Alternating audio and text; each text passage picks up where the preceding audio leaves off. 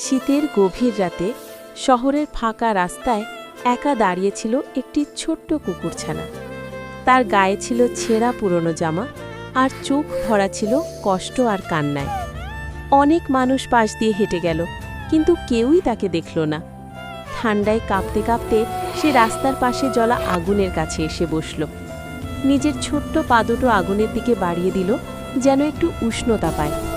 মনে মনে সে ভাবছিল, আজ যদি আমার মা থাকত। হঠাৎ দূর থেকে এক বৃদ্ধ লোক ধীরে ধীরে তার দিকে এগিয়ে এলো। কুকুরছানার চোখের দিকে তাকিয়ে লোকটি সব বুঝে গেল। লোকটি নিজের কোট খুলে কুকুরছানাটিকে জড়িয়ে ধরল। সেই রাতে শুধু শরীরই নয়, একটি ছোট্ট হৃদয়ও উষ্ণতা পেল।